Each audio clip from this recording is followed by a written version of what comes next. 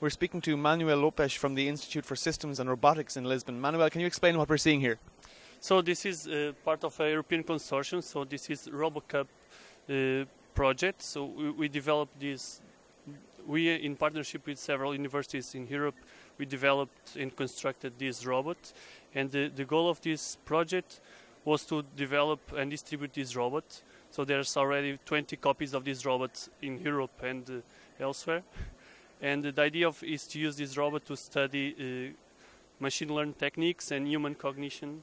So there are partners from neurophysiology that give us some models of how the motor control system works, and we try to use the robot as a model to understand and to validate some of these theories. What kind of technology could this lead to in the future, in the long term? So in long term, so we have this basic research goal of understanding humans and how to understand the brain, and also another area is about having robotic assistants. So a robot that can work among people and interact in a very friendly and safe way. So it is not in an industrial setting, but more in a home environment.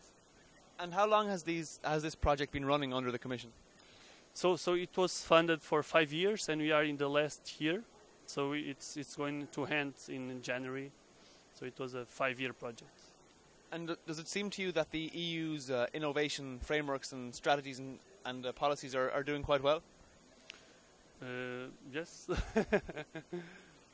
Yes, it was only possible to build this system with the funds from European Union, and this project had a very nice idea, because in the project there was some funding to build extra copies and to freely distribute them to other universities. So that's why now it's possible to have 20 of these robots in several universities, so it's much easier to share knowledge and to share software.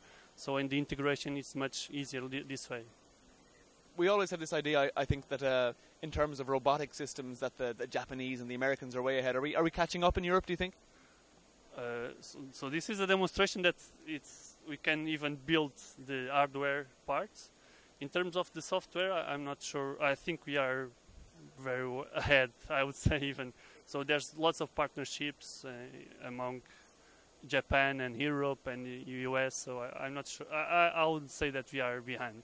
And this type of conglomerate that you're working for, this type of consortium, this seems to be the EUREKA approach as well, that you build things in partnership across countries. Has that method worked quite well for you? So, as an example, the heads were developed in the UK. The heads, we did it here in Lisbon.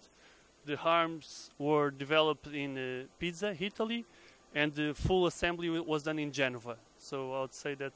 So he's a truly European robot? Yeah, it's very European. Manuel, thank you very much. Thank you very much.